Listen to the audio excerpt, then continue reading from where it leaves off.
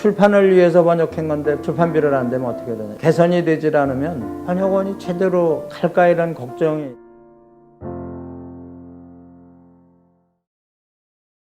한문과 또 한문 옛날 고전에 대한 문헌학을 공부해갖고 가서 이쪽 번역하고 그 분야를 여기서 가르치고 한 30년간 이 국외연수원 선생도 하고 또 성균관대학교에서 문헌학으로 서재학 선생도 하고 그래서 지금 72세가 됐어요. 활동은 그러니까 교육하고 고전 번역 또 이제 한문 교육 그리고 이제 문화재 관계에서 주로 문화재 전문위원 10년, 위원 14년에서 24년간 문화재 관련 일을 했고 문화재위원장을 지냈죠. 학회를 이제 한국고전번역학회를 만들게 주선을 해갖고 제가 회장도 하고 또 한국서재학회장도 하고 이게 전부 제가 한 몇십 년 동안 살아온 이력입니다. 한국고전번역원은 2007년에 이제 민족문화추진회의 일을 그 재단을 그대로 이어받으면서 출발한 공공기관이죠. 한국의 국가에서 진행하는 그 고전에 대한 번역, 또 고전 자료에 대한 정리, 또 교육, 그 인재 양성, 또 그거의 출판을 통한 그런 대중화, 이런 한국 고전의 정리를 하는 총본산이라고 이렇게 보시면 될 것 같습니다.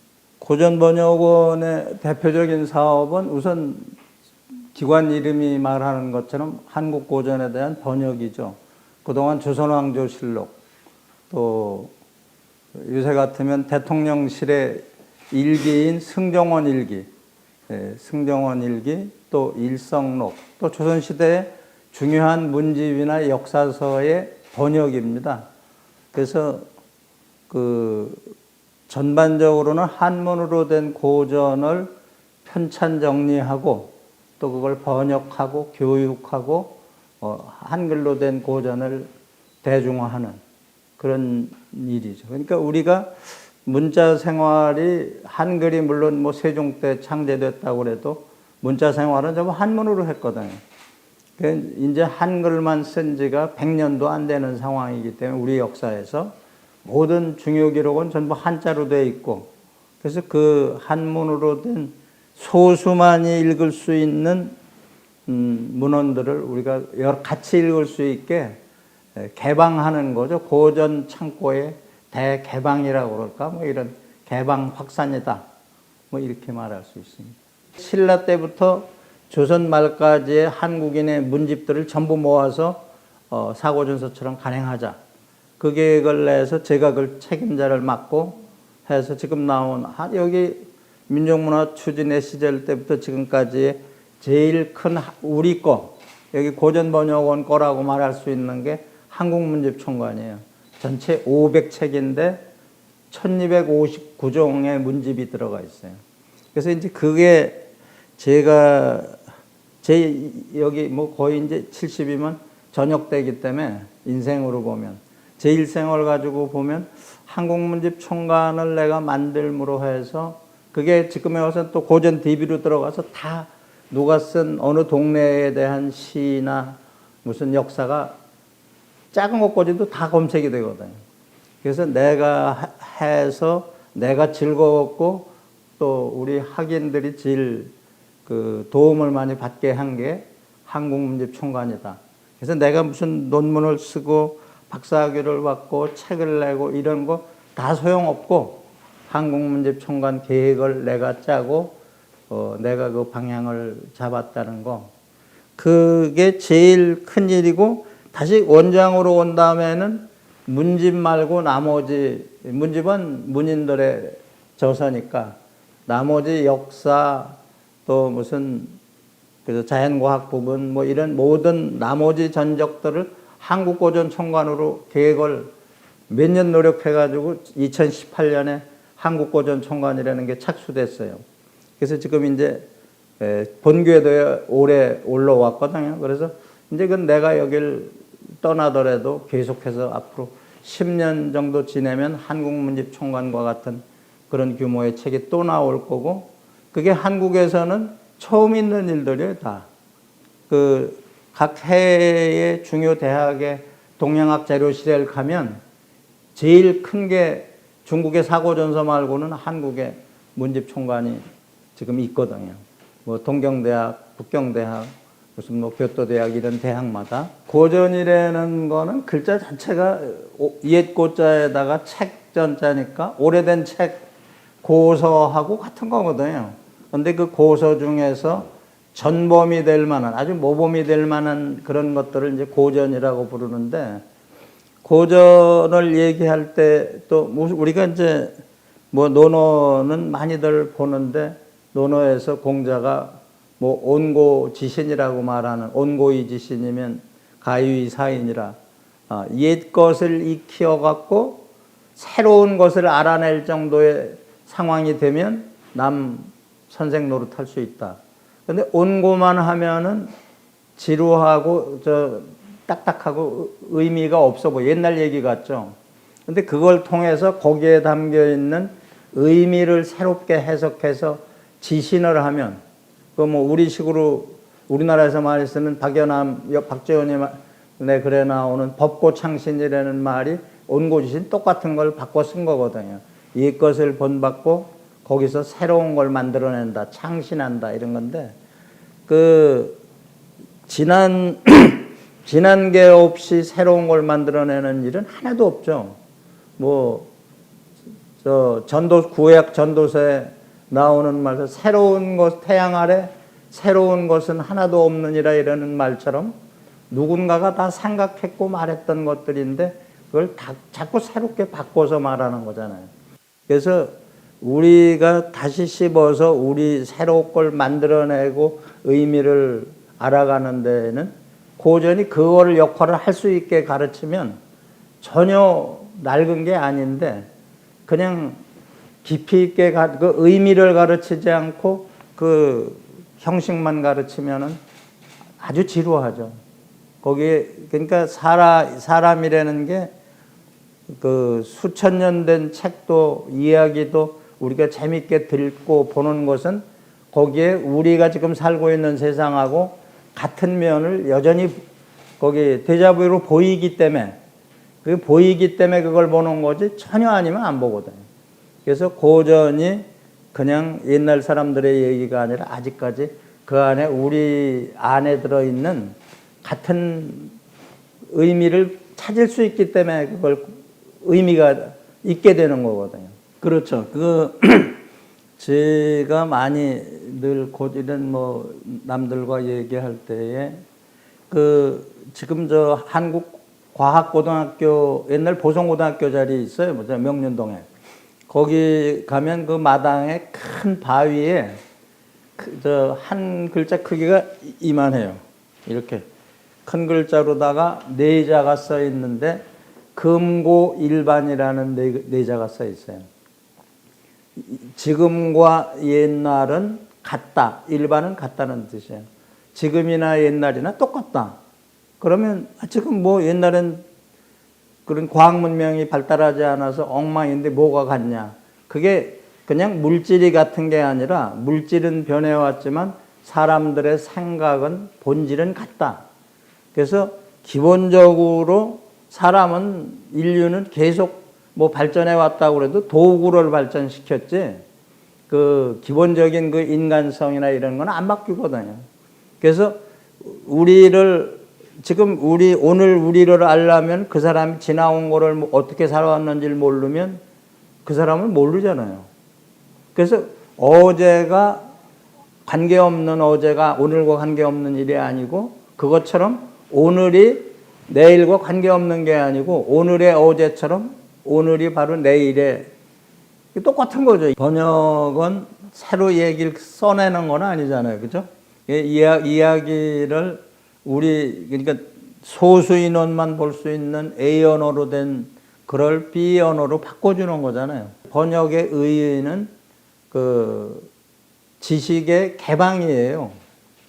일부의 학자들의 저기 전유물이었던 거를 모르는 사람도 똑같이 볼 수 있게 지식의 개방이다. 또 개방을 통한 확산이다. 이 의미는 여기에 있다고 봐야죠. 번역이 그 영화나 이런 산업에 음식이나 이런 산업에 끼친 영향이 아마 대표적인 게 대장금이라고 기억나실 거예요. 대장금은 중종실록 뭐 이 실록에 그 사람 이름 한두 개가 나올 정도지 아무 얘기도 없어요. 그런데 소재는 거기서 잡은 거죠. 그래서 또 왕의 남자 같은 건 연산군 일기에 그 공길이라는 사람이 아주 훌륭한 말을 임금한테 잘못된 걸 지적하는데 그걸 바꿔갖고 그 친구 이름으로 만든 사람인데 그 대역은. 그래서 결국 그 번역되면서 그걸 이용해가지고 만든 영화 산업이나 이런 게 커져간 거죠. 그래서 번역이 많이 이루어질수록 그쪽 분야에 그 자체로서의 번역어 자체로서의 그 힘을 아직 키우지 못했다 이제 이런 말씀을 지금 하신 건데 그거는 우리 고전이라고 그러는 것들이 잘라서 조그맣게 자꾸 대중화를 위한 책을 만들지 않았고 그냥 대형이거든요. 실록이 400책, 무슨 뭐 퇴계집, 뭐 열몇 책. 그래서 지금 번역해놔도 읽어내질 못해요, 많은 사람들이. 그래서 거기에 정수를 재편집해갖고 그걸 다시 대중용으로 각계각층에 맞게 초등학생용, 대학생용, 일반인용, 학자용으로 다시 가공했을 때에 아마 그게 번역되면 그때쯤에 가능할 거다 이렇게 보는 거죠. 이게 동양에서 번역사를 얘기할 때 아주 이 번역 이론을 획기적으로 낸 사람이 중국의 엄복이라고 있어요. 이제 아편 전쟁 이후에 그 많은 책을 번역을 했는데 그 엄복이 북경대학 초대 교장을 한 사람인데 그 사람이 이론으로 낸 게 신, 달, 아 세 가지 주장을 했어요. 그 내용이 믿을만 해야 된다. 그러니까 A에서 B로 갔을 때 등치가 돼야 된다 이런 얘기죠. 믿을만 해야 되고 달이라는 거는 전달 능력이 그러니까 이게 소통이 안 되면 소용없으니까 이를 달자. 그 다음에 아는 의사만 소통되는 게 아니라 우아한 문체로 돼야 된다. 이렇게 아름다운 문체, 소통력 있는 그런 구조, 또 정확한 번역. 이렇게 신달아라는 게 돼야 되네. 아직도 번역하는, 저도 번역을 한참 했고, 지금 후배들이 계속 번역을 하고 있지만 늘 괴로워하는 거죠. 어떤 거는 그래서 정확한 파악이 되고, 그게 요새의 의미로 이해될 수 있는 말로 환치를 해야 되잖아요. 그래서 번역된 게 왜 이렇게 어렵냐 이런 소리를 하는데 앞으로 극복해야 될 내용들이죠. 한때는 한문교육학과, 한문학과 이런 숫자가 엄청나게 많았어요. 또 사학과가 많이 있었죠. 없는 학교가 없었죠.